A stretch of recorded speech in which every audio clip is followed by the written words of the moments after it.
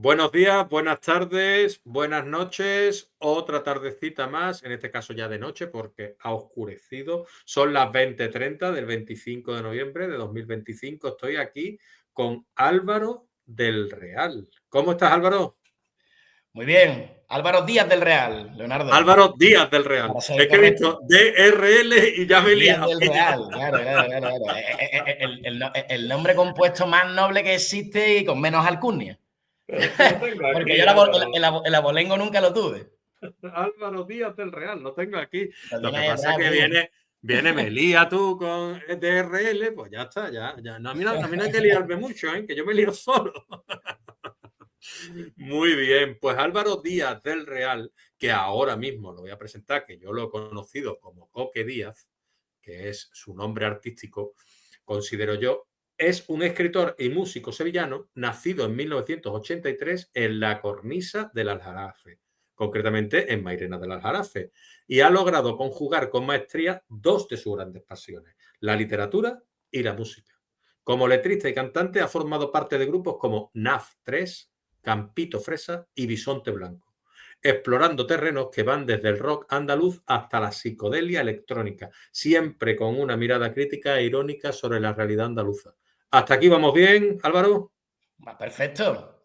Perfecto. Háblame un poquito de esto de la música, de estos tres grupos, NAF 3, Campito Fresa y Bisonte Blanco, que es el tuyo ahora, que lo he Sí. visto por Instagram, que estáis haciendo muchas cositas, que estáis ya moviendo por el panorama nacional. Háblame un poquito de cómo nace esta pasión tuya y cómo os juntáis vosotros para tocar. Y yo vivía en Italia y al volver de Italia, porque también lo intercalé con un periodo en Holanda. Ujú. Pues nada, volví a la Sevilla post-crisis. Bueno, pues más crisis, ¿no? Se estaba llegando un poco al clima, ¿no? En alrededor de 2010, ¿no? Y nada, pues en una fiesta un amigo mío estaba tocando la guitarra y me dio por meterle por un blues, porque a mí siempre me había gustado mucho la música, el rock psicodélico de los 60 fundamentalmente, y me dijo, ¿y yo tú cantas? Yo le dije, yo no. Me dice, pues estoy montando un grupo. Llégate aquí por la nave, que es donde tocamos, y a ver qué tal. Y siempre me tenía la cosa de escribir. Y cuando me presenté al primer ensayo, pues llevé como 5 o 6 canciones ya escritas. Ujú, ujú. Entonces, claro, pues eso fue una cosa como un poco diferenciada a la hora de llegar. No tenía ni puta idea de cantar, de company hablamos, pero el tío escribía. Y entonces, pues ahí me quedé. Y aquello acabó derivando en mi primer grupo, que era Nave 3 se llamaban, porque la Nave nave era 3. la nave 3 de la empresa de distribución de suministros metálicos de este amigo, ¿no? Que me invitó ahí. Que era donde tocaba y vamos. Era donde ensayábamos, ¿no? Y qué bueno rato. Fue mi primer contacto con la música y con el rock. Y de hecho, curioso, porque me hice un proceso de selección para otra beca para irme a Atenas. Ujú. Y me vine aquí al Ministerio de Exteriores a Madrid y tal, y resulta que como me hice todo el papel bien, ¿no? Me disfracé, me puse mi corbata, me puse en chaqueta, fui allí, corregí mi andaluz, y me puse a hablar en castellano, y hice todo ese paripé que les gusta a esta gente de aquí, y me lo dieron. Pero claro, yo había empezado a cantar, y yo había querido siempre tener un grupo de rock, y lo mandé al carajo, ¿eh? Y le mandé al carajo y me quedé ahí, y eso fue pues, en 2010 por ahí, pues, hasta hoy haciendo música, después con Campito Fresa, bueno, que es un grupo que tengo activo ahora mismo, Ajá. bueno, pasa que me moví a Madrid hace 4 años, con lo cual se vuelve complicado y por eso acabé bueno, apenas llegué a Madrid, yo no puedo estar ya sin la música y me ligué rápidamente a 4 compañeros para montar el grupo, que bueno, pues devino en Bisonte Blanco, que es actualmente el grupo más activo que tengo, ¿no?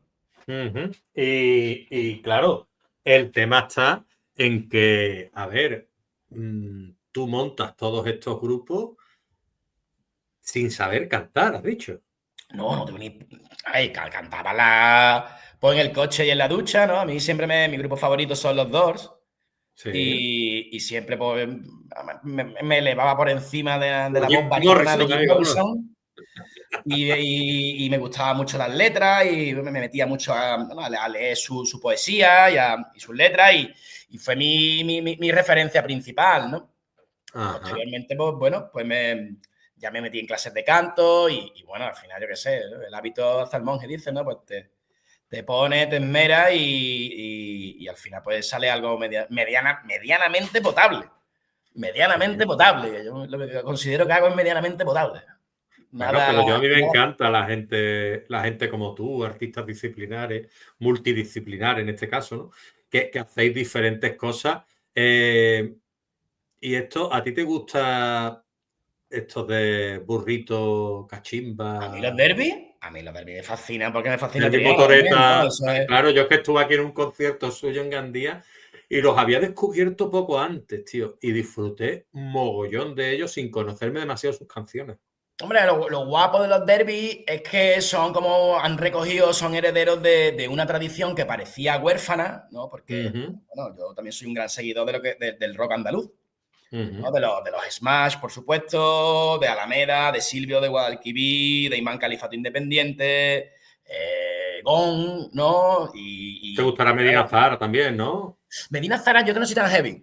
Yo no soy tan heavy. Ajá, Y muy bien. claro, cuando empecé a escuchar estos sonidos de nuevo, pero mezclaba como si fueran con los Kill Lizard and Wizard Gizzard, dije, ¿esto Sí. qué es lo que es? Y hostias, pues fueron un pelotazo. Vamos, yo cada vez que vienen por aquí, por Madrid, yo tengo la oportunidad de verlos, me acerco porque no me decepcionan. La última vez que los vi fue el año pasado en el BBK y Ajá. me parecieron de largo el show más potente. Y mira que Es pasaron que lo artistas hace por muy aquí. bien, ¿eh? Y lo hace muy bien en el escenario. Y el cantante tiene una voz en directo, tío, que alucinas. Es un talento natural, ¿no? Y el Hay gente grupo, que... es que suena muy bien, y eso es difícil, ¿eh? Que Sí, suene sí. tan bien un grupo en directo, ¿eh? Y La suena única duda muy que tengo, bien. que siempre me queda, es si el timbre de voz que tiene es así suyo o es que eso siempre ¿no? Esta duda que siempre, la sempiterna duda, ¿no? De si lo Mm. hace queriendo, le sale el timbre de voz de Sudar Rosa, ¿no? Ajá. Es la duda. Pero independientemente de eso, a mí me parece un figura, ¿no? Y cómo ellos han aproximado algo que parecía desvanecido o muerto y quién iba a saber, quién iba a saber que España estaba esperando que el rock andaluz surgiera de sus cenizas, ¿no? Con la ave fénix, ¿no? Qué bonito. ¿Quién le iba a esperar, ¿no? Como Qué Califato, ¿no? bonito. Pues ahí lo ¿Quién, tienes. quién le iba a esperar, ¿no? Que esos andaluces que vaguean, ¿no? Y que no dan pie, pie con bola, pues al final son los que llenan estadios, ¿no? Y los Sí, que que, hacen la mejor claro, música. exactamente, pero ya no solo el artista, que le das tú una piedra, una patada y te salen unos cuantos, ¿no? Sí. Pero ya no es solo los artistas, sino los escritores, los pensadores y los filósofos Bueno, y échale un toda vistazo la cantidad de gente que tiene importante culturalmente hablando Andalucía y lo que tú dices, ¿no? La fama que nos ha caído, cojones. Bueno, a mí me hace gracia siempre esto, ¿no? Yo mantengo este discurso andalucista, por supuesto, siempre, Hombre, lo que llevo debe ser bandera, así. porque, bueno, si tú echas una vista a los premios Nobel españoles, Mm, a ver cuántos mm. andaluces te salen, y es curioso, ¿no? Si el artista es relevante, es de fama internacional, ya sea un Picasso, un Juan Ramón Jiménez, un Vicente Alessandre, lo que sea, esos son españoles. Mm. Pero si la fama no les llega o no llegan a las cotas de éxito que están establecidas, esos son andaluces. Y Mm. eso siempre me ha hecho mucha gracia. Creo que viene a referir el maniqueo que Sí, existe sí. con la identidad nuestra, ¿no? Con la identidad andaluza. Mm. Sí, sí, sí, no, es que lo que estás diciendo es totalmente cierto. ¿No? Y explorando un poquito ya tu faceta literaria, Sí. tu carrera literaria se inicia en 2020 con Instrucciones para ver un fantasma, que es un Sí. hilarante diario de viaje por la antigua Unión Soviética. Esto me lo tienes que explicar. Y yo, pues la verdad es que, como ya te he dicho, al final yo lo que hice fue a través de la música vehicular mi pasión por la escritura, ¿no? Pero claro, ya una vez que tú vas escribiendo letras y poesía y eso, vas diciendo, hostia, seré capaz algún día de enlazar en vez de versos, sino convertir esto que tienes en la cabeza o en prosa. Y nada, a mí siempre yo estudié economía, me interesó mucho siempre pues toda la esfera de países que se adhirieron de algún modo a la doctrina comunista, como, bueno, antítesis del capitalismo que a mí me habían metido a punta pala, ¿no? en la carrera y el neoliberalismo, y a mí me generaba interés saber cómo funcionaba otro sistema, ¿no? Y entonces me Ujú. interesó, bueno, pues siempre tenía mucho interés sobre la Unión Soviética y tal, y leía mucho sobre historia, sobre economía, y al final, pues, me decidí a ir a Rusia y Bielorrusia en busca de ese pasado que había leído que todavía seguía vivo, ¿no? Pero vivo otra vez de los testimonios de la gente, que siempre que iba a países de la antigua esfera soviética, ¿no? Ya sea Bulgaria o Albania, países de la Yugoslavia, Sí. hablaba con la gente, me interesaba y le preguntaba cómo era la vida allí y tal. Y después también una de mis pasiones es el urbanismo y la arquitectura. Y entonces yo sabía que si iba para allá iba a poder ver de primera mano todo ese paisaje de edificios neoclásicos y brutalistas tan característicos de pues de la arquitectura stalinista, por ejemplo, ¿no? Y la socialrealista, ¿no? Y entonces, bueno, cuando fui para allá, pues coleccioné todos esos testimonios, todas las vivencias, y a eso le sumé los conocimientos que yo ya había tenido en años de lectura, y me decidí a hacer como una especie de blog, porque para entrar en Bielorrusia, de hecho, era súper difícil, y entonces pues yo quería comunicarle a la gente de algún modo, también a través de la escritura, era como otra excusa para intentar encontrarme de algún modo con esta actividad, la de la escritura, ¿no? Pero bueno, en un verano me encontré ocioso, porque estaba en paro, y lo que iba a ser un blog, empecé a decir, bueno, ¿y si meto esto que pasó allí? ¿Y si lo otro? Y hostia, aquello que pasó en San Petersburgo estaba gracioso y tal.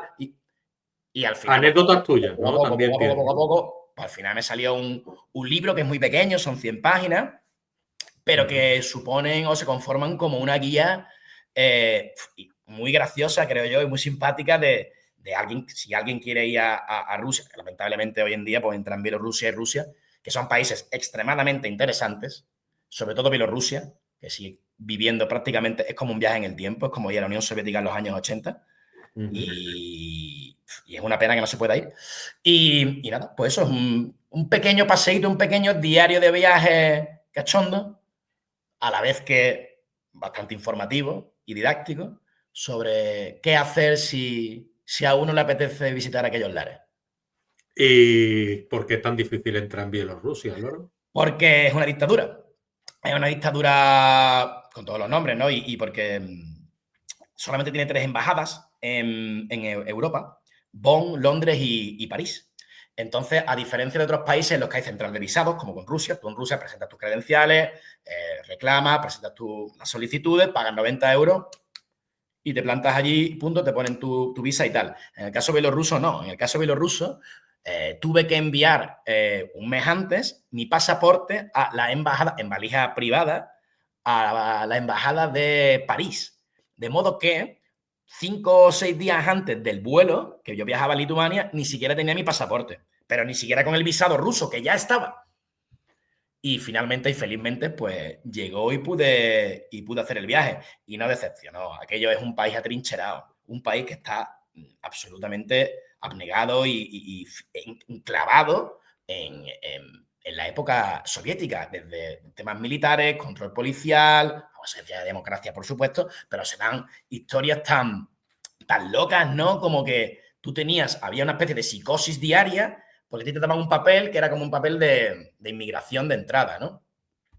Y ese papel tenías que firmarlo y sellarlo todos los días en una serie de establecimientos, ¿vale? Amén de que los albergues tenían que comunicar tu estancia todos esos días que tú fueras a quedarte en el mismo, ¿no?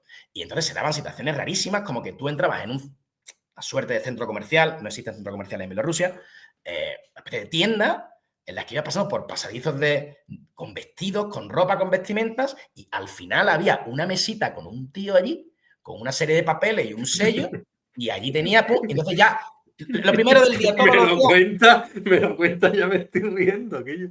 Claro, lo primero que tú tenías que hacer el día era desayunar, tomarte un café, y lo primero era buscar esa estafeta donde estuvieres para asegurarte que si te paraba la policía, tú tenías el justificante de que tú estabas autorizado a... De que ese señor que estaba al final del pasillo, Que el pasillo te había entre el recoveco, te firmado, no había sé qué. firmado. Viví situaciones tan surrealistas como que una chica americana, además americana, ¿no? Con la inquina que le tienen allí, en la estación de tren, no sé si de Brest, una ciudad, se le había volado.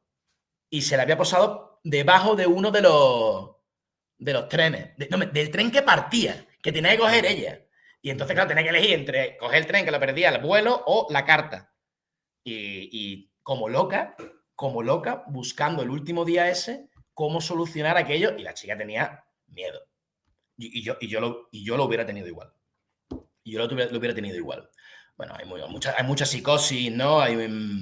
Todavía hay... Bueno, es que viven en plena Guerra Fría. Nosotros pensamos que la Guerra Fría acabó con, ¿no? con la caída del muro y sostengo que no, que la Guerra Fría sigue muy, muy activa. Lo que pasa es que los actores han mutado. En vez de haber un actor solo, se han multiplicado. Pero... ¿Y es bonita Bielorrusia? Sí, es bonito. Y sobre todo, bueno, yo qué sé, a alguien que le gusta la arquitectura brutalista y el neoclasicista y este tipo de arquitectura que es muy de dictaduras, ¿no? Aquí también tenemos grandes ejemplos en España de obras del infame dictador. Pero que a mí me gustan. Pero una cosa no va, Una va con cosa la no otra. quita la otra, Y claro. la gente es maravillosa. Y después te verías cosas 200 veces más limpias que España, son mucho más educados, mucho más limpios, como digo, y se ve, y lo más guay que pude denotar del etos, digamos, eslavo, ruso, llámalo como quieras, porque al final, como lo de Ucrania, están mezclados, ¿no? Después de 80 años o 100 años siendo prácticamente lo mismo, es que ellos tienen la conciencia de que han sido un pueblo grande, de que han sido una potencia. Y ese orgullo, esa pátina o ese barniz de orgullo lo llevan a gala. Tú no estás hablando con cualquiera. Tú no estás hablando con cualquiera cuando hablas allí. Y cuando hablas de historia, y son gente, bueno, ya sabemos que la Unión Soviética tenía mucho grises, mucho oscuro, pero ahí la gente leía. ¿Alguna costumbre que a ti te llamara la atención, que tú dijeras, ostras, esta gente como los... Vamos, yo vi en Pekín Express que se paraban en mitad de la carretera, abrían el maletero, se comían y se pegaban su pedazo de latigazo de vodka. Eso lo vi yo en el programa y digo, bueno, esto ocurrirá o no ocurrirá. ¿Alguna cosa de esa, alguna costumbre que tú dijeras, esto me llama la atención? Hombre, pegarle al Moyalde le pegaba. Pegarle, ¿y sabes por qué? Porque... Por el frío que hace, ¿no? No, en los supermercados, era la época también del inicio del conflicto con Ucrania, no esta guerra de ahora, sino los albores del conflicto, y entonces había un shock de productos. No había muchos productos hortofrutícolas, ¿sabes? Verduras Sí, y tal, sí. no había mucho. En cambio, la parte del alcohol siempre estaba llena. Pero si tú ibas al supermercado en diferentes momentos del día, cosa que era más o menos normal, el alcohol se reponía durante el día. O sea, tú veías cómo estaba, te llegaba, estaba vacío. Y Esta estantería se llenaba, ¿no? a reponer. Pero quizás, para contrarrestar un poco este comentario un poco Sí. alcohólico, molaba un montón. Pues ellos normalmente tienen una segunda casa a la que llaman dacha, que es una palabra que nos suena a todos, pero, hostia, existe. Y en esta dacha es como una especie de casa de campo donde van, pues, recreativa, que normalmente pertenecía al Estado, no pertenecía a ellos, pero después cuando la caída pues lo repartieron y tal, y ya pasaron a ser propietarios, ¿no? Pero sobre todo es de las abuelas, de las bisabuelas, de las madres y tal, y los descendientes pues siguen haciendo ese mismo uso. Y es una cosa muy bonita. De hecho, tuve la oportunidad de que me invitaran a una, porque conocí a un chico en la calle con el que me metí a cantar y a tocar la guitarra, que él tocaba la guitarra, y nos hicimos colegas y nos invitó a pasar fin de semana en la dacha y fue, yo diré que una de las experiencias más bonitas de mi vida. Para que veas. Más bonita de mi vida. Fue precioso. Aparte, gente que no tiene nada, es lo típico, ¿no? Gente que no tiene absolutamente nada. Y ahí esto te lo voy a ligar con lo del orgullo de haber sido algo, ¿no? No te dejaban que tú, típico, ¿no? Yo te pago la gasolina, yo te pago el pollo, yo te pago el alcohol. No. Ellos eran pobres de solemnidad. Orgullo, ¿no? Pobres de solemnidad. Porque el salario medio en Bielorrusia creo que son $400. Al menos este chico, Sasha, me dijo que cobraban un teatro 400, trabajando de acomodador. Entonces, pues, sí que, bueno, pues eso no dejaba que pagaran ellos, entonces se mostraban altivos, ¿no? En ese sentido, lo cual yo respeté y me parecía me parece Sí, coherente. gente humilde, pero que además también son acogedores, ¿no? Por lo que me estás contando, ¿no? Y además fue rarísimo porque no nos entendíamos, porque él no hablaba inglés apenas, tal. Meses más tarde, cuando me volví, mantuvimos una correspondencia que fue de lo más surrealista, en la que él me mandaba una serie de fotos con contadores de luces. Yo nunca llegué, claro, en ruso, que después nos metía, yo me metía a buscarlo y en traductores para intentar saber qué era lo que. A veces su hermana me llamaba por Skype para intentar ponerme con él. Mira, y claro, porque yo no me podía comunicar con él. Fue todo. Entonces, claro, al final la relación cayó en. Bueno, se desvaneció, Sí, ¿no? Pero porque no poquito a había poco. manera No había manera de comunicarse, claro. Y me daba mucha pena, sobre todo, tío, que, claro, cualquiera que tuviera allí un mínimo de inquietud, a poco que conocía a alguien extranjero, pues tenía un interés desmedido en ti. Ujú. Para vivir a través tuya, Ya, la libertad que a ellos le era negada. le faltaba, claro. Le faltaba. Y te hacían muchas preguntas. Muchas preguntas de todo tipo y algunas eran, no voy a decir estúpidas, pero sí un poco cándidas. Ya. O que tú, porque nosotros las damos por sentadas. Hombre, claro. El que conoce las respuestas parece que el otro, pues dice, ostras, ¿cómo me puede preguntar esto? Pero es que es lo que tú dices, cándido. Es la mejor palabra que podía Es usar. cándida, ¿no? En plan de, me Sí. está preguntando esto de verdad y a veces era como. Bueno, ese loss in translation, ¿no? Esa pérdida Exacto. en la traducción que a veces se da entre. Bueno, y, Y nada. El año pasado publicaste Underground. el año pasado ya publiqué Underground, que es otra cosa, bueno, otro proyecto muy diferente, porque, bueno, esto ya es una novela. La Ujú, extensión se va a 426 páginas, inicialmente eran 700, menos mal que ujú. hice un trabajo de minería literaria y de limpia, ¿no? Y lo pude reducir quitando cosas superfluas, que es una cosa que tú sabes como escritor, que todo lo que escribimos es tan bueno que debe ser leído. Y, pero no es verdad, no todo lo que escribimos es bueno, ni mucho menos. Y entonces pues se hizo esa Ni labor. debe ser leído. Claro, ni debe ser, y lo peor de todo es que no debe ser leído por nadie, ni siquiera por ti mismo, de hecho. Esto es como lo de quemar antes de leer, ¿no? ¿Te Es acuerdas más, de la película? claro, Ah, tremendo. al carajo, vamos a la otra cosa, aquí yo. A chuparla. Y nada, bueno, entonces, bueno, pues gracias a esta primera experiencia con instrucciones, ya cogí un poco o de confianza o de ganas de explorar, a ver hasta dónde podía llegar.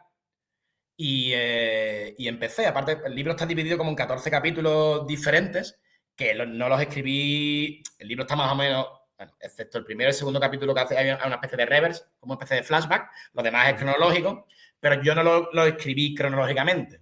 De modo que cuando fui insertando cronológicamente las diferentes historias, se notaba mucho, como tardé 3 años y pico en escribirlo, la calidad de lo primero que escribí respecto a lo último. Con lo cual, los primeros capítulos que escribí, tuve que reescribirlos de nuevo porque me parecía que había mejorado sustancialmente y que se les podía dar un salto, ¿no? Un salto de calidad. De calidad, claro. Y Y, fue y- desesperante, en verdad, no te lo voy a negar. Digo, coño, vaya puta mierda. es que estamos hablando de Puta mierda. 120.000, 130.000 palabras, amigo. Eso es mucho, ¿eh? Es Ahí mucho, hay es que mucho. hacer minería, ¿eh? Sí. Hay que hacer minería, sí, y te vuelves loco corrigiendo, ¿verdad? Es Pero lo peor de todo, ¿no? en esa minería Álvaro Díaz del Real encontró oro.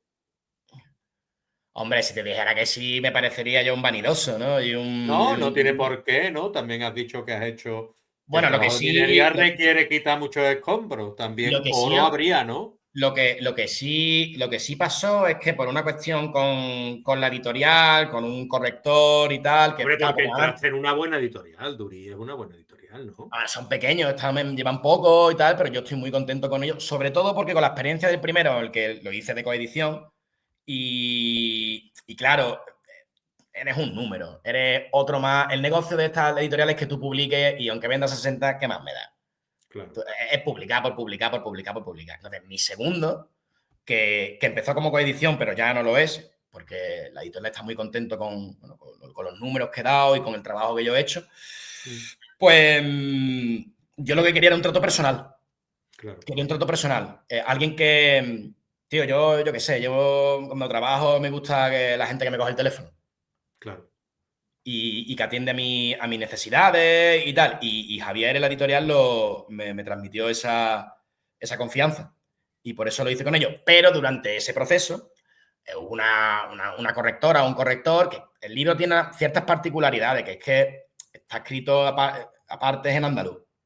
Sí. Entonces, mis personajes no debían de hablar nuestro lenguaje. Evidentemente, la voz narrativa del narrador habla en un perfecto, yo diría que barroco, culto castellano, pero en el momento en que te metes en el fango, ahí eso es como hablar con alguien de San Juan, como alguien de Merena del Alcó, como alguien de Estepa. Y eso es lo que yo quería. Ocurre que una obra en este sentido, si se lo entregas a alguien que no la entiende, te la puede destrozar. Y a mí me la destrozaron. ¿Qué pasó? Que eso tuvimos que hacer un ejercicio, Javier, el dueño de la editorial, y yo, que se comprometió de lleno y estoy infinitamente agradecido por ello. Nos metimos los dos a trabajar para recuperar el manuscrito original, para devolverlo a su esencia. Y en ese proceso sí hubo oro.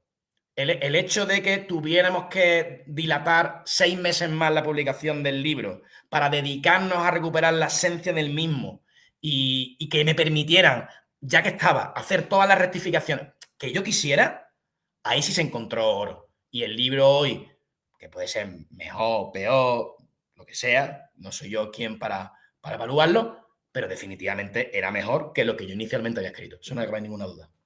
Háblame un poquito de la experiencia esta que tuviste con tu editor en el sentido de lo que aprendiste. Porque entiendo yo que aprenderías mucho. Trabajar codo a codo con un editor, tú aprenderías mucho del oficio, de decir, la corrección, lo que necesita un manuscrito. Es decir, tú ahí metiéndote en el fango. Es que si te digo la verdad, como experiencia del primer libro, que tuve una correctora cubana, que aparte como era cubana, le gustó la temática y entonces pues, entablé un tipo de relación con ella cercana y me di cuenta de que el autor está para crear y para inventarse cosas, no está para corregir. Y entonces yo en como era tan largo, evidentemente presto atención a la tipografía, ¿no? Y a los errores, ¿no? A la gramática, y el sentido y el estilo, porque, a ver, uno tiene ciertos estándares propios. Claro. Pero es verdad que no me metí tan a corregir eso. Ocurre que como pasó lo del corrector, que me cambiaba coma, punto y coma, punto, párrafos que me... Mira, una locura. Entonces, pues sí que tuve que volver a meterme a revisar punto por punto, ¿no? Y fue duro, y fue arduo y lleno de dudas. Porque tú hay un momento en que tú ya no ves. Tú ya no lo ves. Entonces tenía que... ¿Qué? Acabas borracho, tío. Yo me pasa. Vamos, parece que te acabas de empatar una botella de White Label tú solo. Me dice, léete la leo y digo, te la va a leer tú, coño, te la va a leer un guardia de cartón. Yo no me vuelvo a leer mi obra. Madre, claro, yo me la he leído, no sé, más de 200 veces, no tengo ni idea. Pero bueno, sí fue... Aprendí mucho en ese proceso, pero también me cansé. Tanto que llegó un momento determinado en que le dije a Javi que le dieran por culo. A la obra, ocurre que la historia tiene un compromiso mío personal. Con mi historia, con mi vida y con la de mis amigos, que son los protagonistas de algún modo, porque los personajes son ficción, pero están basados en mí y en mis amigos. Y había vivido algo que yo creía que era tan relevante que no podía por menos no ser publicado. No sé, que la gente supiera qué es lo que había pasado en Sevilla y en Andalucía en los años 2000. Porque es una historia que merece ser contada. Perfecto, pues me alegro y debías contarla. Y eso fue lo que con mucho trabajo, muchos sinsabores, pero lo que me empujó finalmente a terminarla. Porque yo un momento que yo tiré la toalla. Yo un momento tiré la toalla y dije, mira, que den por culo, ni escribir, ni esto. Dedícate a tu trabajo y a ganar dinero y ya está. Claro. Pero que va, me movía el amor por... el amor propio, el amor por mis amigos y el amor por una historia que creía que había conseguido hilvanar de una manera que era digna. era digna. Era Perfecto, la manera en perfecto. que yo había conseguido hilvanar los diferentes personajes, en darles vida, en que las historias estuvieran vivas, en que el libro te quemara, en que la historia te quemara, en que tú cuando lo estás leyendo, tú estás pensando todo el tiempo, este tío se ha metido eso que pone ahí. Este morado que pone de esta droga, este tío es imposible que no lo haya. Esta experiencia que está describiendo, este tacto que tiene, este olor, o sea, es imposible que él no lo haya vivido, ¿no? ¿Qué pasa? Y yo creo que cuando se pasa esa pantalla es cuando un libro adquiere cierta categoría, ¿no? Cala. Y yo la verdad que pensaba que era así, pero sobre todo cuando personajes de la época en la que yo me moví, que describo en el libro del underground sevillano, se lo han leído y me lo han transmitido y me han dicho, tío, la verdad que ni me acordaba. Ni me acordaba bien hasta que tú lo has plasmado en el libro. Y eso para mí es una satisfacción. Y en la presentación en Sevilla, mi familia, con mis amigos, pues les dije, Guillo, esto estará mejor o peor, pero este libro, nuestra historia, ya queda para la posteridad. Y eso es lo que yo pretendo. Ha hablado de la presentación. ¿Ha habido cosas que tú hayas contado en la presentación porque haya hecho alguna pregunta a alguien del público? O yo te puedo hacer una pregunta, un entrevistador, alguien que tú te hayas sentido en algún momento diciendo, ostras, ¿esto lo voy a contar yo aquí y que se entere la gente que me conoce o no? Me da un poco igual, porque también es un poco tanto en la música como en la escritura, es un poco también un personaje, es un alter ego. De todos modos, yo tengo un compromiso con lo que cuento. Siempre. Todo lo que escribo está basado en cosas. Lo que pasa es que ocurre que después yo lo ficciono. Y al ficcionarlo, pues adquiere mayor valor literario, ¿no? Pues un poquito más mejor, más sabroso, más picante, más escabroso, más oscuro. Pero está todo basado en, uno, o cosas que yo he vivido o cosas que me han contado. Y como tengo un compromiso muy grande con eso, suelo responder a todas las preguntas sin ningún tipo de De problemas ni con de tranquilidad. problema. También ocurre que, hombre, poco a poco, cuando va funcionando la maquinaria, haces más presentaciones, vas a programas, vas a radios, no sé qué, pues te vas quitando un poco también esos miedos y yo creo que la gente que se lea el libro y que tenga la bondad o el interés de gastarse 20 euros o que les llegue porque se lo han dejado, que se moleste, pierdan tiempo en leerme, lo mínimo que se merecen es una respuesta verdadera, honesta y real del autor, que en este caso soy yo.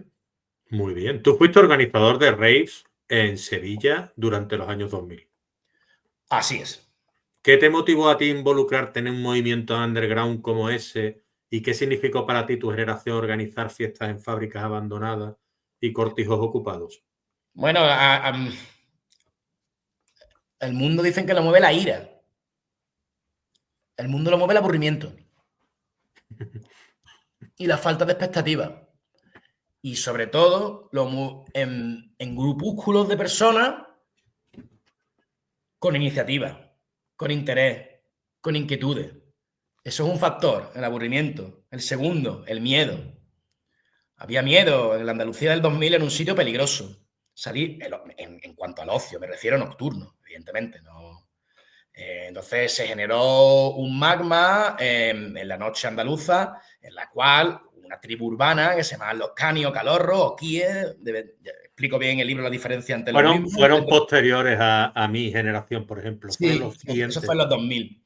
Y claro, se generó un ambiente de miedo y bueno, de intimidación y de violencia que personas normales y corrientes, ciudadanos de a pie, normales, pues no estábamos dispuestos a tolerar. Y lo que hicimos fue, pues, una vía de escape para, uno, combatir el tedio y dos, escapar de ese ambiente violento que se estaba generando. Pero existe un tercer vector, que es el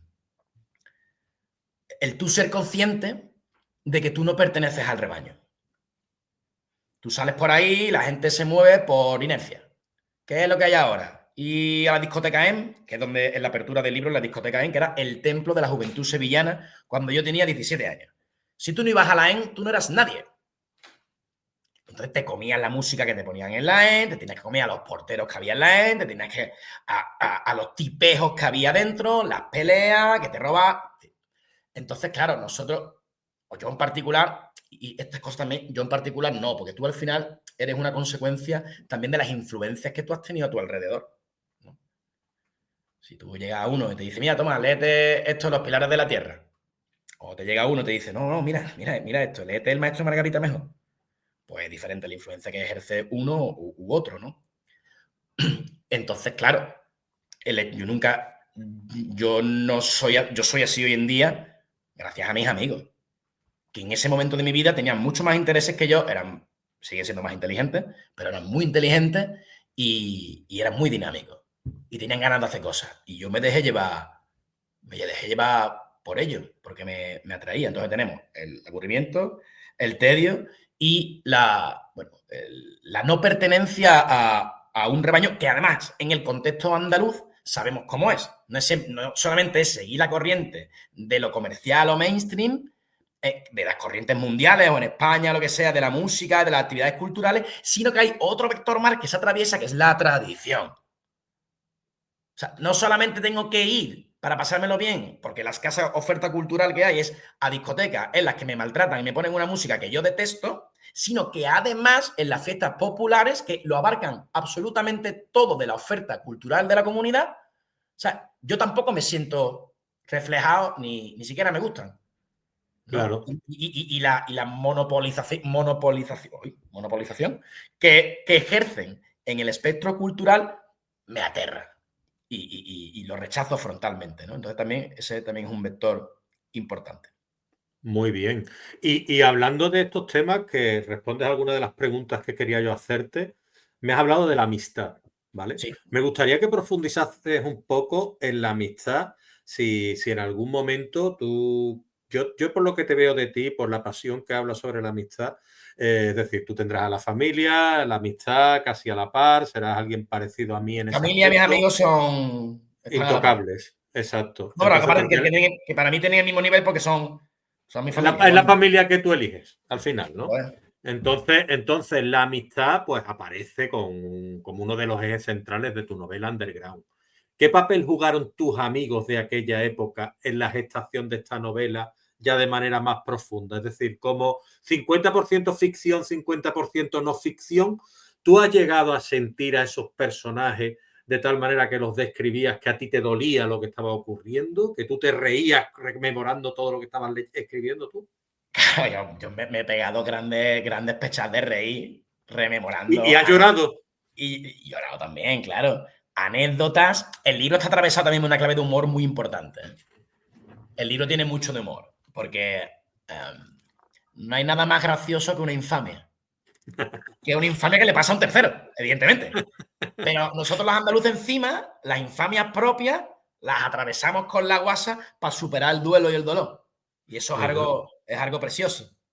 Nosotros los andaluces, ¿no? Los duelos y las cosas que nos hacen daño, automáticamente las interiorizamos, hacemos guasa de ellas, nos exponemos ante nuestros seres queridos, para que sepan bueno, que se pueden cachondear de ellos y todo, como un método, como una terapia para Claro, a superarlo, ¿no? relativizar Para ese relativizarlo. dolor. Eso es muy propio nuestro también, ¿no? Y bueno, mis amigos, en la conformación de los personajes es curioso, porque yo estoy en todos. La gente me dice, ¿quién eres tú? Y digo, bueno, puede que sea este en particular más, pero en realidad estoy atravesado en todo. Y más que mis amigos, algunos sí los cogí de manera, digamos, estética, en el momento de cómo vestían o cómo eran físicamente, pero sobre todo me fijé, claro, porque mi grupo de amigos cuando montábamos estas cosas éramos como entre 13 y 17, éramos muchos. Fue cambiando por épocas, inicialmente éramos 7 y después se fueron adhiriendo más gente al colectivo, pero ¿qué te iba a decir? Se me ha olvidado, estoy pensando ahora mismo. No, que Que los lo amigos y de tú. los personajes, sí, claro, yo no podía meter 17 personajes, entonces lo que hice fue constreñirlo a 6, claro. Claro, Entonces lo que me interesaba a mí eran los roles que jugaban en el grupo claro.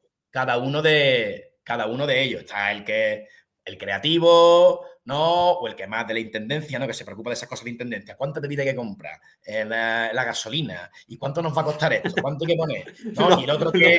Los logísticos, ¿no? Los que hacían Claro, los logística. logísticos, ¿no? Y la gente que tenía la cabeza bien puesta, ¿no? Y después estaba el que pasaba por allí y quería ir a ver a oler y a, bueno, a él, el que le gustaba destruir simplemente. Iba para allá, o el que estaba el explorador.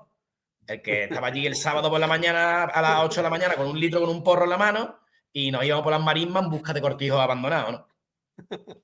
Entonces yo quería reflejar todos esos diferentes roles que todos eran absolutamente necesarios, o incluso los colaboradores, ¿no? Había muchos colaboradores, gente, artistas, ¿no? Que venían y hacían graffiti, ¿no? Porque las fiestas nosotros los sitios los adecentábamos, los decorábamos, les dábamos una temática que estaba atravesada también, bueno, por un ángulo, ¿no? También artístico, ¿no? Entonces había, joder, era un colectivo de mentes pensantes, de gente con muchas ganas de cambiar el mundo, por supuesto, aunque al final nos comimos una mierda, evidentemente, pero con muchas ganas de hacer cosas y marcar una diferencia, tío. Sé diferente, pero también haciendo algo que marcara la diferencia. No simplemente quejarnos, no simplemente quejarnos, sino, venga, pues Sí. ya, nos vamos a quejar. Sí, intentar cambiar el mundo de alguna manera, claro. Y algo que era peligroso, ¿eh? Algo que tenía su riesgo. Aquello no estaba exento de peligro. Es decir, no me estoy tirando de puente ni poniéndome delante de un toro. Pero, hombre, era ocupar sitios que eran de un tercero, propiedad, arriesgarte a meter un dinero, ponerlo y meter equipos gordos de música de hasta 20.000 vatios y que aquello no se cayera. O que nadie se despeñara por un agujero. O sea, nosotros teníamos muy siempre, además se refleja en el libro esa preocupación constante, ¿no? De, oye, vamos a tapar esto. La seguridad era un elemento clave para nosotros también, ¿no? Que también estábamos, nadie quería morir allí. Claro. Pero que era una actividad no exenta de riesgo. De riesgo me refiero en términos legales, claro. Sí, claro, hombre, no, claro, tú estás organizando algo de manera ilegal, pero tú no quieres que ocurra algo allí A nadie, ¿no? Vamos. que te pueda repercutir legalmente, vayamos a Bueno, llamarlo así. bueno, a gente que tú, bueno, sí, Y a gente, claro, y a gente una tragedia. Llamémoslo tragedia. Que y ocurre podían una haber tragedia. pasado muchas cosas. ¿Qué es lo que ocurre? Hubiesen pasado muchas cosas si eso lo hubiésemos hecho con gente que iba al mainstream, que iba a lo comercial, que iban a estar los canis, que se dedicaban a beber, a drogarse y a pelearse. Pero allí en Las Raves jamás había una pelea. Jamás había un maltrato a una chica. Ni había ni conductas violentas. Jamás. Allí lo que se respiraba siempre era hermandad. Y era una cosa que nosotros anhelábamos. Oye, faltaba gasolina. Aparecía un tío, cogía el coche, se piraba, volvía a la hora con gasolina para que la fiesta siguiera. No te preguntaba ni por el dinero. Había cualquier tipo de problema. Aparecía algún médico, pum. Los arregladores. Es que era una comunidad. Es que toda la gente que vivimos esa época, y a lo mejor me está viendo alguien, sabe de lo que hablo. Aquello, porque al final nos conocíamos todos.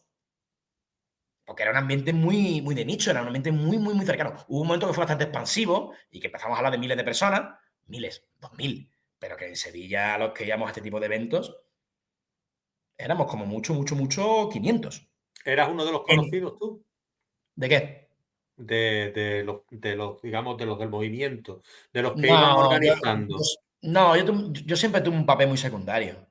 Un papel muy secundario. La gente me conocía de cómo pertenecía al colectivo, ¿no? Muy bien. Evidentemente, y después como ibas a más, después de la Rey, ibas a los mismos sitios en la Alameda o el Zona Cero, o lo típico, es que si al final estabas todo el tiempo orbitando en torno a los mismos lugares, al final te hacía, si no eras amigo, te conocías Claro. de vista. Pero no, yo nunca tuve un papel. El papel más relevante en realidad lo solían tener los DJs. Ajá.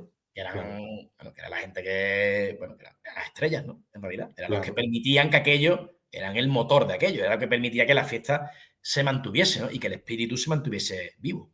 ¿Has vuelto tú con el tiempo, después de años, a alguno de esos sitios por nostalgia para ver Sí, cómo ha quedado? ¿Y qué te parece? Como que, muchas veces. Pues como digamos las películas, ¿ha envejecido mal o no? es que algunos ya ni existen. Mira, el polvorín de Torreblanca, que es uno de los, bueno, donde se hizo uno de los eventos principales que se marcan en el libro, fue derruido, era un antiguo polvorín del ejército y era un sitio espectacular al lado de la siderúrgica sevillana.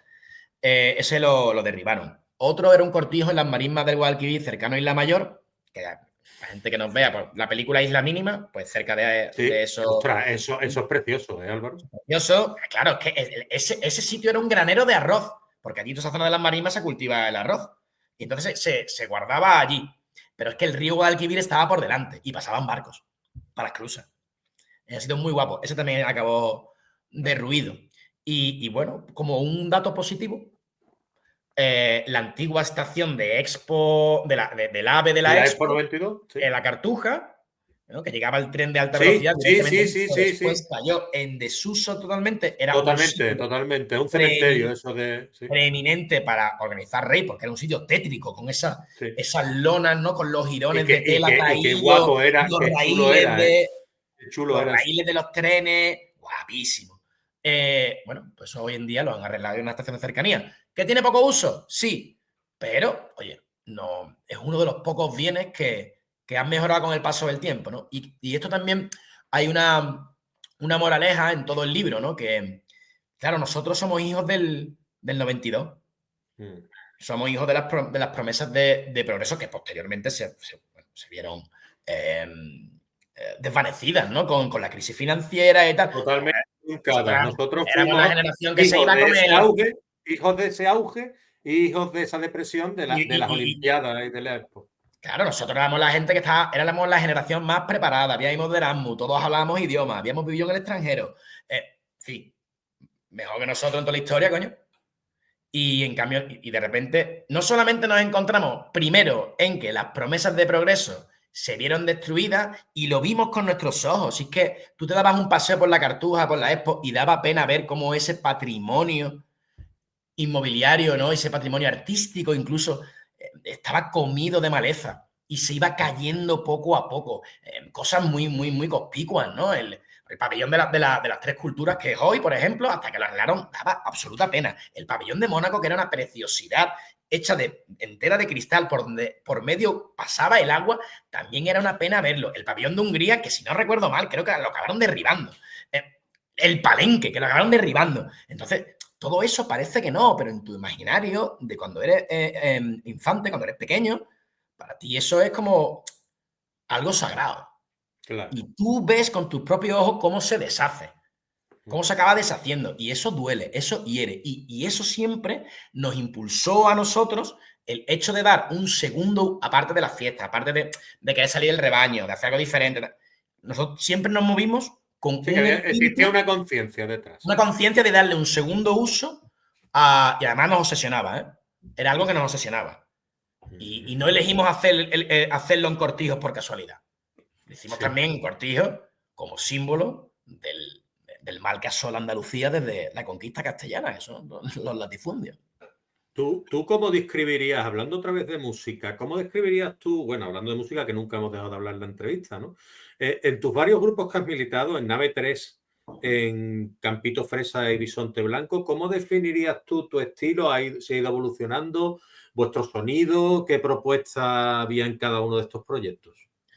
Bueno, Nave 3 en realidad era hard rock clásico, tipo pues, los Doors, Led Zeppelin, un poco de stoner, también Black Sabbath.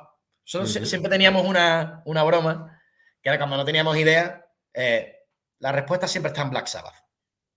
Hombre, es que eso es la leche, ¿eh? Si estábamos bloqueados, nos poníamos un poquito de Ozzy y tal, y salíamos para adelante con alguna ideita. Campito Fresa es algo más fusión, trabajamos más, sobre todo porque la propuesta lírica y de letra era exclusivamente reivindicativa en contra de las cosas que yo veía injustas en la ciudad de Sevilla. Y de los palinsestos, ¿no? Esas cosas que hay una escritura y se ve por debajo de la nueva, lo que hay por debajo de la superficie, ¿no? Y de cómo aceca flores, ¿no? De nuevo, ¿no?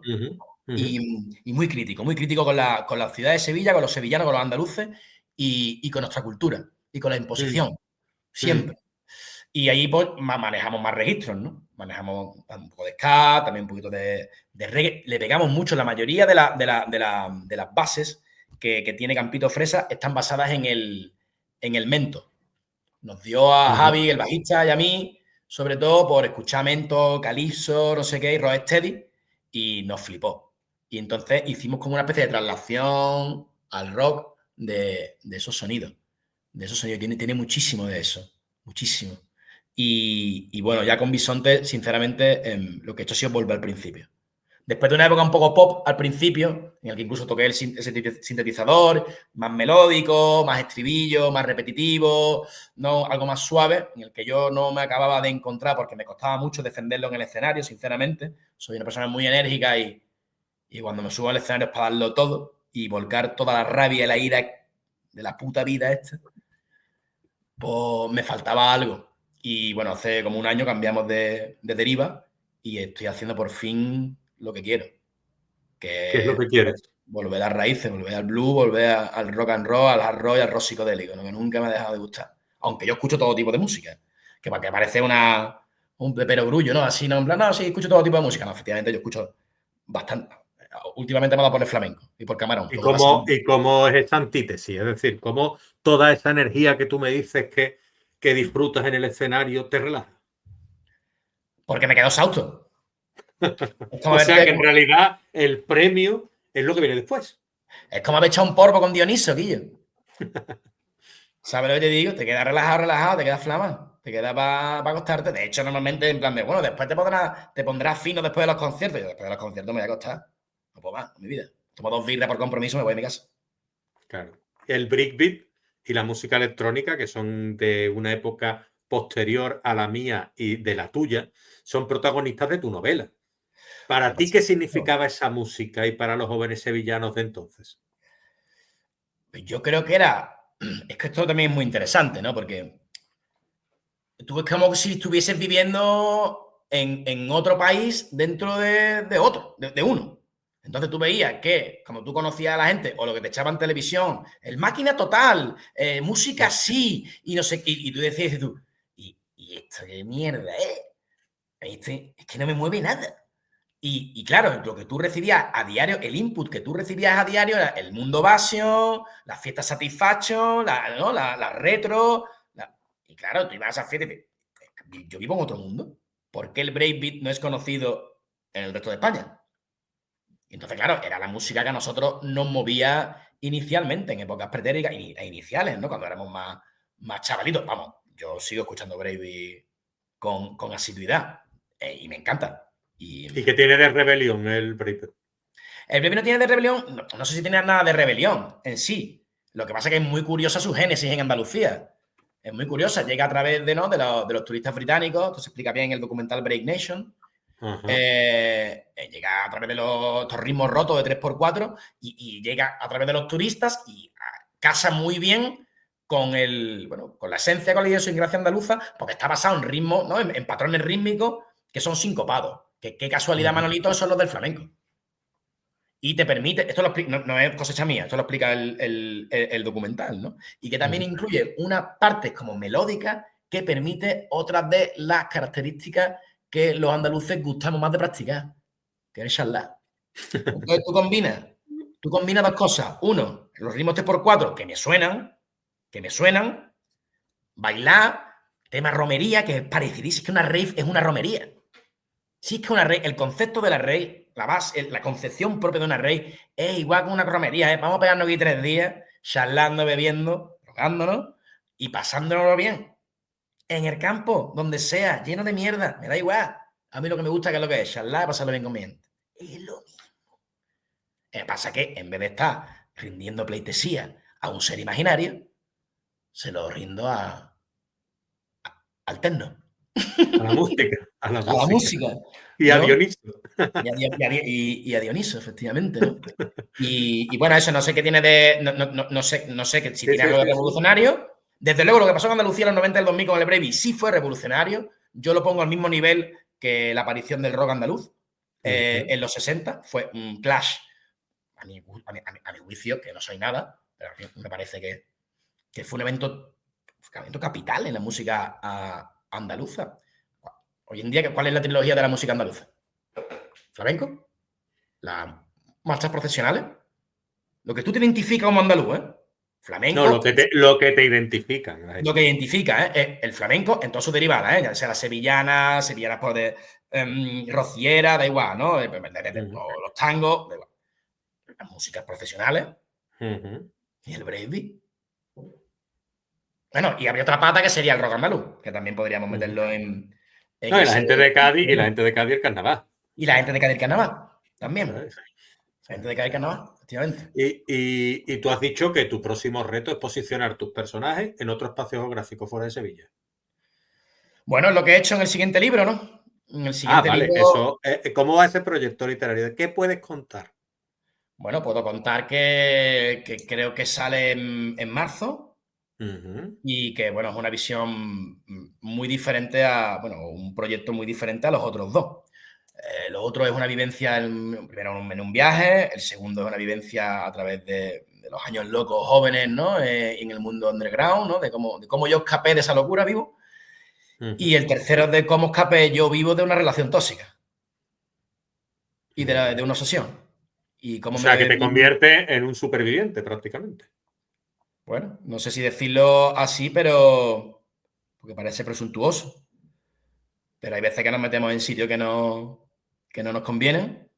Y yo todo el aprendizaje que he tenido en ese tiempo de cómo he salido de ahí, de terapia, de mucha paciencia conmigo mismo, mis amigos de nuevo, pues todo eso lo que ha sido ahí coleccionándolo entre todos los escritos que había hecho durante ese periodo de absoluta enajenación mental, porque es que no se puede describir de otro modo, como que una enajenación mental transitoria,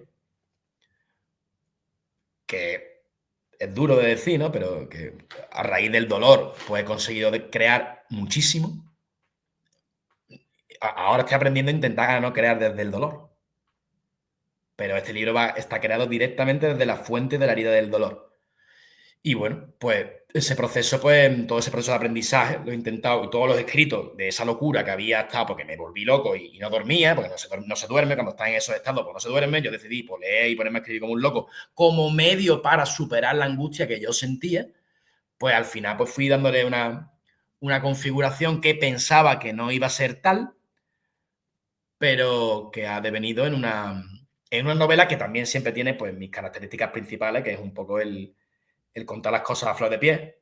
Emocionalidad, ¿no? Pura y dura. Sí, y viajes también, por supuesto, como siempre. Yo todo lo que cuento son viajes, Tú ya has viajado sean mucho. viajes físicos o viajes mentales. Siempre hablo de viajes, ¿no? O de viajes de transiciones personales, ¿no? O emocionales, ¿no? Pues, pues sí, pues Has eso. hablado de varios puntos que se han tratado aquí en el programa en diferentes ocasiones. Y a mí me gustaría no pasar por alto algunos de ellos porque me parece muy interesante y bueno, forman parte de la vida de todo el mundo, ¿no? Uno de ellos es las emociones, lo que pueda ser los picos, ¿no? Llamémoslo depresión, ¿no? Que yo la he pasado, he estado en terapia yendo. Y yo te quería preguntar hasta dónde te ha ayudado la terapia, que la has pronunciado antes. Es que yo no. Además que me pilló todo esto con el libro recién sacado, con Underground. Y se daba la dicotomía en la que yo me plantaba en medios de comunicación, a la entrevista y la gente que me conocía era, y yo, parece que estás bien, pero qué putada que no puedas estar aprovechando esto que te está pasando tan bonito desde otro lado más bonito, ¿no? Y entonces, bueno, cuando no tienes mucho a dónde asirte, la terapia supone bueno, pues un buen asidero. Y, y es que no tenía, yo ya no tenía más recursos.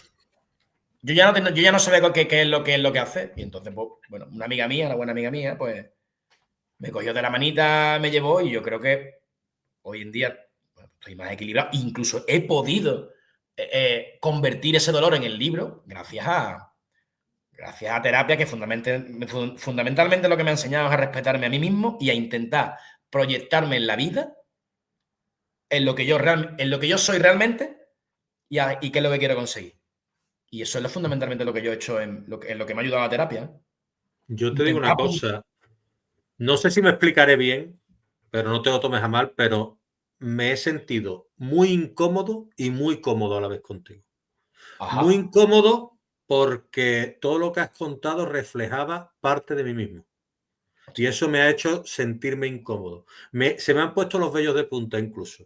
Y, hostia, y- y estaba a punto de la emoción. joder. Pero porque has contado cosas que han formado parte de mi vida. Es decir, no saber disfrutar lo que te está ocurriendo y que te venga alguien y te diga, ¿estás bien? ¿Estás disfrutando de lo que te está ocurriendo? Claro. Intenta disfrutar de este momento, no estés nervioso. Algo así como el día de mi boda y algunos días importantísimos de mi vida que no supe disfrutar porque justamente no estaba en el estado adecuado.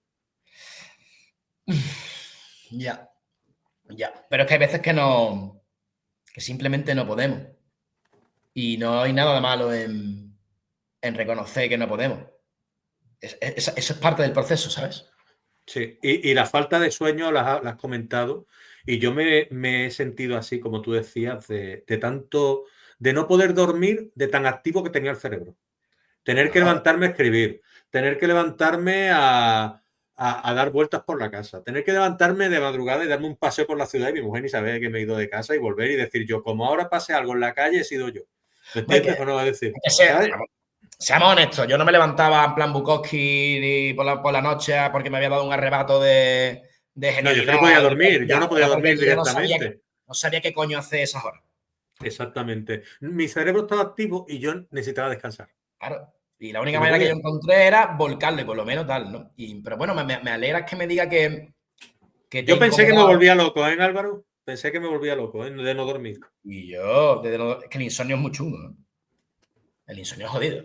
Y una cosa que me ha gustado que me digas que te pone incómodo lo que hablo, o y a la vez cómodo, porque es que yo escribo así. Y entonces, si a través de mis palabras te he podido generar alguna emoción, estoy seguro que quien nos esté viendo y se quiera leer alguno de mis libros, pues lo que va a encontrar es eso, ¿sabes? Es Hombre, no. una montaña rusa de emociones contadas a flor de piel. Es que ¿Vale? es lo que pasa, que tú has sido totalmente honesto conmigo y yo no puedo hacer otra cosa que la reciprocidad.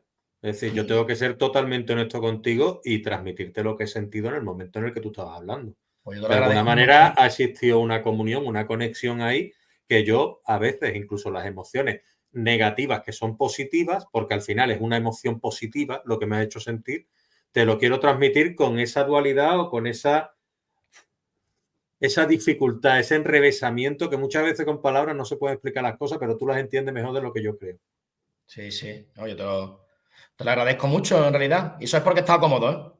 Sí, sí, sí, sí. Y te digo más. Antes me hablabas de tus amigos y de que forman parte de la novela, ¿no? Tú que, ya poniéndonos un poquito más filosófico, Venga. los amigos, ¿tú crees que nosotros formamos parte de nuestros amigos y ellos parte de nosotros de alguna manera? Hombre, es innegable, ¿no? Del mismo Si se modo que. impregna esa esencia finalmente que ya forma parte de nosotros. Mira, yo tengo un amigo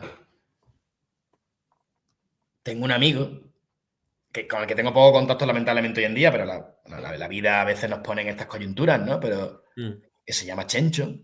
ujú. Y claro, yo cuando entré a la universidad tenía 17 años, porque yo cumplía en diciembre. Yo he tenido siempre esta cara de niño, que tengo ya más años que la cancela.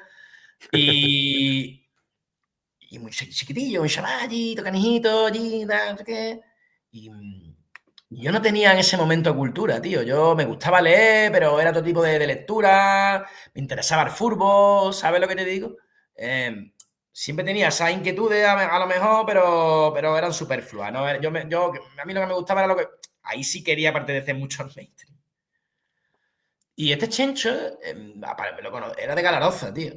Y conocí a Chencho y otro colega que se llama Porra. Y eran dos seres que estaban mira, como en el Edén, como en el Olimpo del conocimiento. Eran personas cultísimas. Hablaban de un modo que yo automáticamente fumaban los dos. Yo no fumaba, yo jugaba al fútbol. Pero cuando fumaban se dotaban de un aura y lo mezclaban el humo con esas palabras, ¿no? Y, y eran de mi edad.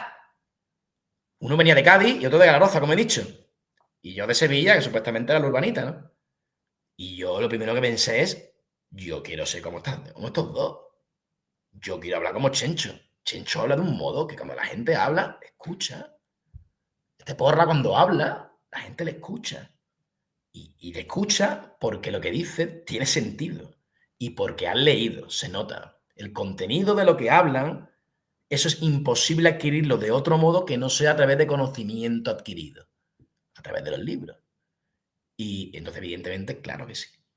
Claro que somos parte, somos una acumulación de experiencias y las personas que conocemos a lo largo de la vida son otro tipo, ¿no? Son también experiencias, ¿no?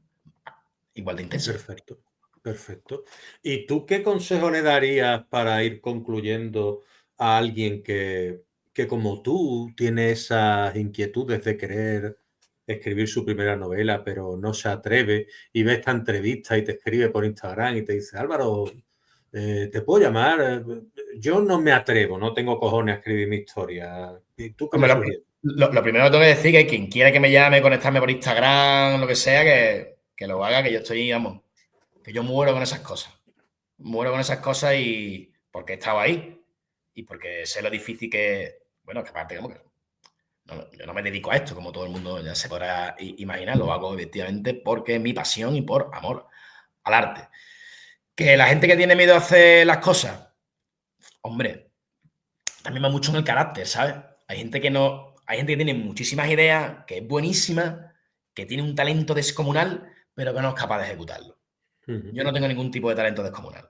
Yo lo que soy un currela y soy muy pesado. Y yo lo que empiezo lo acabo. Y el tesón es algo también que se trabaja. Y entonces pues les animo a seguir estudiando, a seguir investigando, a seguir profundizando en el conocimiento, a seguir intentándolo y a acabarlo. A acabarlo. Acabar las cosas siempre está bien. Y una vez que lo acabes y lo leas, aunque tú pienses que es una mierda, no lo es seguramente, se lo pasas a alguien que lo lea y que te dé una opinión. Seguro que hay alguien que le gusta. Y ese alguien va a Magnífico. ser el que te dé el impulso para, oye, voy a seguir trabajando en el manuscrito, voy a seguir trabajando en la música, voy a... bueno, y que te va a ayudar a mejorar ese proyecto que tú tienes entre manos, ¿no? Ese es Perfecto. Pues yo te decía para concluir, pero yo tengo una sorpresita preparada que de vez en cuando se me ocurre. Venga, Y vamos a ir, si te parece bien, a una especie de trivial literario musical para que tú me de puta. respondas lo primero que se te venga a la cabeza. ¿Qué te parece? A ver, lo primero que se venga. Bueno, a ver, lo primero, piensa, coño, pero que Ah, no, bueno. que es una respuesta cortita. ¿Sabes qué te quiero Venga, decir o no? Que estoy no. tensísimo ahora mismo, estoy tensísimo. Me acabas de poner otras cuerdas. Ahora me pareces un normal seguro. Esto no es el pasapalabra, ¿eh? Tranquilízate que no va a aparecer el rosco y va a tener tú que estar. No, no, Venga, no, venga. no. Venga, voy a ello, ¿vale? Si tú Venga. tuvieras que elegir una canción como banda sonora oficial de Underground, ¿cuál sería y por qué?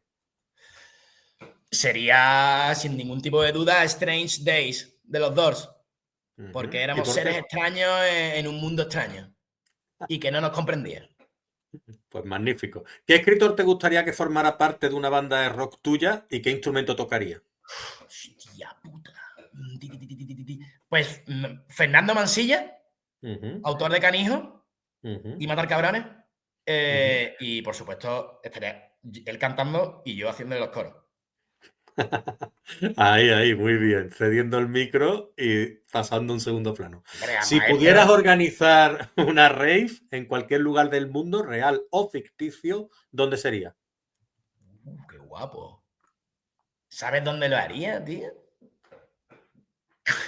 Yo montaría una rave en el palacio este de correo de aquí de Madrid, que es el ayuntamiento, y desalojaría a todos los fachas eso de allí y montaba una rave con diferentes escenas, una de Bravey, otra de Drum and Bass, otra de techno, otra de trance psicológico, una semana entera.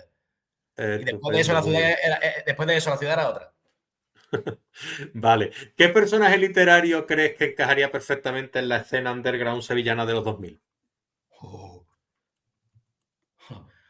bueno, Ulises Lima, ¿no? De Detective Salvaje, Ujú, de Bolaño, ¿no? Eso, Ulises Lima y, ¿cómo se llama? Velano, ¿no? Velano, creo que era el segundo, ¿no? Esos ujú. dos están allí comiendo bafle conmigo. Vale, vale. Si tuvieras que escribir una novela sobre un grupo musical, ¿de qué banda sería y qué título le pondrías? Tía, tía. Pues mira, voy a decir algo así un poco... Me hubiera encantado escribir algo de Silvio Ujú. Fernández Melgarejo, ¿no? Un grande. Y la llamaría... Ese agua se la da... El agua para la rana, a mí tráeme un whisky. Muy bien, pues mira, no es mal título, así pensado Sí, ¿verdad? rápidamente. ¿Qué libros recomendarías para leer mientras escuchas Britbeat? Hostia, leer con Breakbeat te la de complicado. Porque hay un montón de A ver saltos. quién se concentra ahí. Y a ver quién coño se ¿Lees concentra. Underground con Britbeat o qué? Eh, eh, ¿O hay hombre, que concentrarse demasiado? hombre, bueno, hay muchas referencias al Breakbeat dentro del libro, por supuesto, y a temas y tal. Aunque es complejo estudiar con música electrónica que no sea así tranquila, ¿no? O un poco monótona es complejo. Pero a ver, algo así, tal, con Breakbeat. Coño, pues diría que esto después lo va a cortar en medio, ¿no? Porque se me estoy dando una cuenta de la cuenta. Yo no voy a Nanay, cortar nada, ¿eh? es un muerto. A menos que tú me lo pidas. No, no, no, no, es verdad. Y pues bueno, Acid House, que no me ¿Qué? acuerdo del autor, pero es el que hizo, el que escribió Trainspotting. Ah, vale, perfecto. Trainspotting. ¿Quién es el autor de Trainspotting, Yo tío? no me acuerdo, pero mi compañero de grupo de Campito Molina, que es el teclista, me lo pasó. Irving Welsh, ¿no? Ese. Irving Welsh, escritor británico. Vale, vale, vale, vale, perfecto. Sí, Eh, como el Brave vino de Inglaterra, yo creo que marida bien. sí, sí, sí, sí, sí, perfecto. Si pudieras cenar con tres músicos, ¿quiénes serían? Hombre, la verdad que con Jim Morrison sería uno, sin ningún tipo de duda. El otro sería, me imagino yo que Jimi Hendrix, también bien, por ahí. Y iba a decir Ozzy Osbourne, pero tampoco me gustaría morir en esa velada. Del todo. Pero me interesa quizás, fíjate tú, un personaje interesante de Sidel Rock. Jenny Joplin, creo que era un personaje interesante. Fíjate tú. Muy Jenny bien, Joplin, Jimi perfecto. Hendrix y Jim Morrison, sí. ¿Y qué tres escritores o escritoras? Ah, bueno, pues sí, aquí yo Bolaño seguro. Ujú, Bolaño seguro. eh, Nabokov ujú. sería otro. Y Tom Wolfe. Muy bien. ¿Qué canción de Campito Fresa convertirías en un relato corto? El Lucio. La canción se ¿Qué? llama Lucio. El Lucio habla de un habitante de las islas del Guadalquivir, del Bajo Ujú, Guadalquivir, bueno, de Isla Mayor y tal, que tradicionalmente se dedicaba a la pesca de albures. El albur ujú, es un pescado propio del Guadalquivir, ¿no? Igual que eran los esturiones antes de ser extinguidos. Y como en un momento determinado se le prohíbe la pesca, y en un sitio donde las oportunidades no abundan, Lucio no tiene otra que dedicarse a lo que hoy se dedica, bueno, toda la problemática que hay hoy, que es al tráfico de hachís. ujú. Muy bien. ¿Qué autor debería ser obligatorio en la playlist de cualquier viaje por carretera? Hombre, hay que que no en el camino marca una tendencia clara, ¿no? Efectivamente, ¿no? Ujú. Y no se me ocurre otro mejor, ¿no? Muy bien. Hay muchos libros guapísimos de viajes, pero yo entiendo que Neil Cassidy, el héroe de la generación Beat, ¿no? O Dean Moriarty. Muy bien. Si tuvieras que montar una editorial discográfica que publica libros y discos a la vez, ¿cómo se llamaría?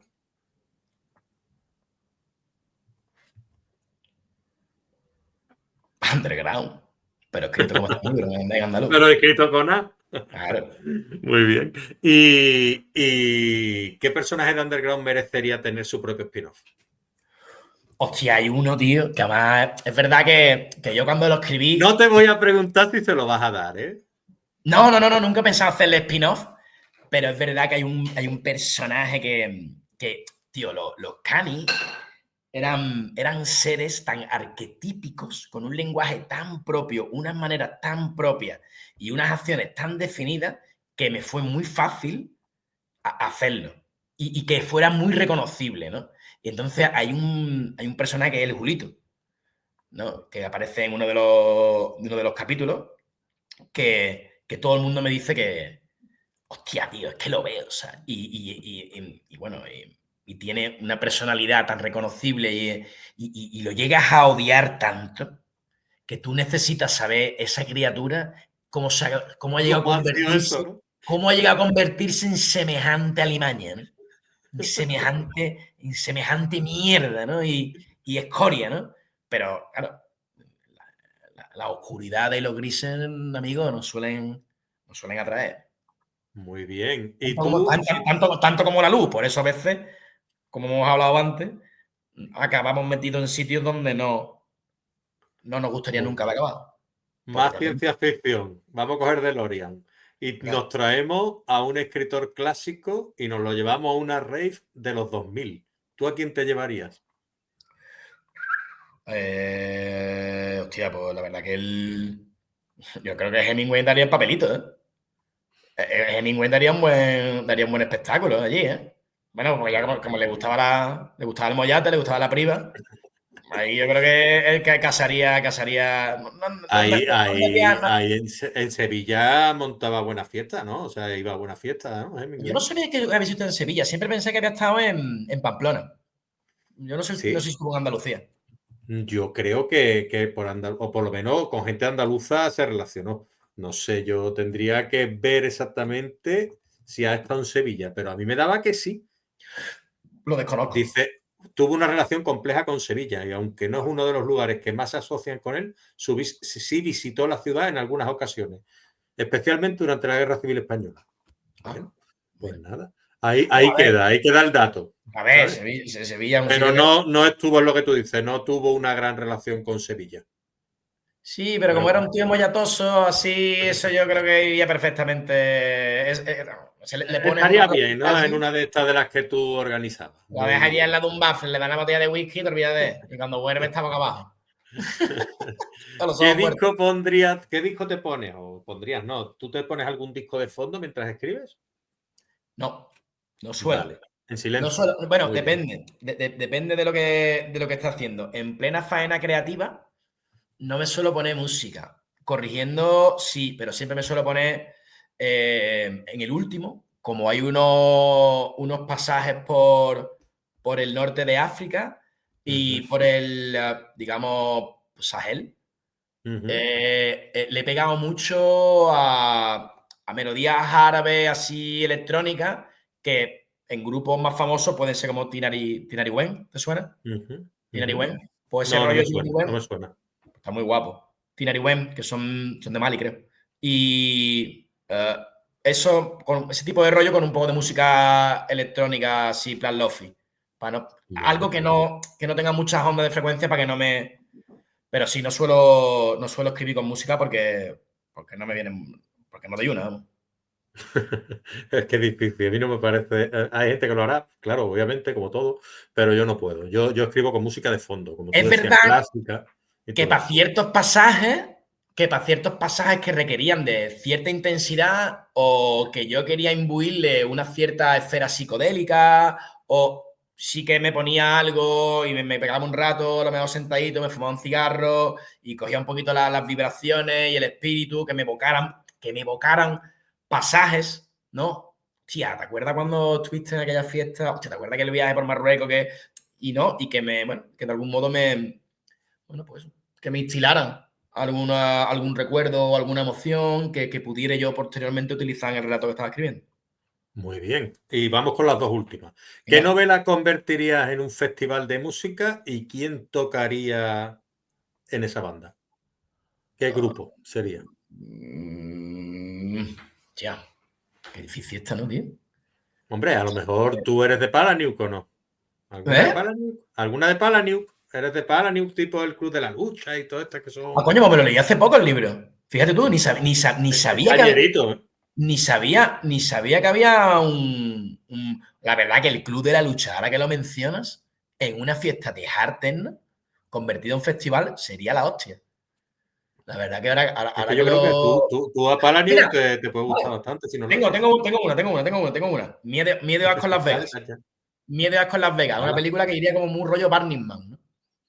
Un rollo Ajá. ese tipo. Perfecto, esa. Muy bien. ¿Y quién la interpretaría? Es Cathy, que es un DJ muy famoso de trance psicodélico. Vale. Y para terminar, a ver, esta pregunta es extraña, ¿no? Porque no la he hecho Me has nunca. tenido tensísimo aquí, ¿eh? No, Estaba no, aquí no, no la he hecho echando por la nunca. oreja, ¿eh? Ahora esa pregunta que tú has pensado durante un tiempo, dices, esta pregunta no me la ha hecho nadie en una entrevista. ¿Cuál sería esa pregunta y qué responderías? Esa pregunta que tú has estado deseando siempre que te hagan Ah, y nadie te ha ¿deseando hecho, o que me daba miedo? o que te diera miedo. Una que tú digas, esta no me la han hecho, pero como me la hagan y tenga que responderla. He de decir que no me la han hecho, bueno, en las presentaciones y tal se ha dejado caer, pero como eran grupos reducidos, pues tampoco me... Que es básicamente, criatura, ¿tú te has metido todo eso? No me lo responda, que vamos a la publicidad. O Claro, te la responde que responde. vete a la publicidad ya antes de que me dé hambre. Esto lo vamos a dejar en los secretos del autor, ¿eh? Que esto va a ser, si no, A veces los silencios, ¿no? Son más... ahí. Nos delatan, ¿no? Mejor los silencios y risas, ¿no, Claro, Álvaro? claro, Lo claro. dejamos ahí. Tú has dicho la pregunta que no te gustaría que te hicieran. La respuesta la dejamos en el aire, Venga, ¿vale? Bueno, magnífico. pues Álvaro, ha sido un enorme placer tenerte aquí. Gracias por la honestidad, la Igualmente, tío. genuidad y todo el ratito que hemos echado aquí. Yo creo que hemos estado muy bien, ¿no? Ha sido un placer, yo me lo he pasado de puta madre, vamos. Pues Ojalá perfecto. quede bonito y, bueno, sobre todo que tú estés contento con el resultado y que, bueno, que Hombre, sí, esto si ha salido bien, va para arriba, ¿vale? claro. ¿De acuerdo? Pues Vale. nada, un abrazo Álvaro y a seguir, ¿eh? A seguir metiendo caña, ¿vale? Venga, muchas gracias, Venga, a tío. cuidarse. Hasta luego.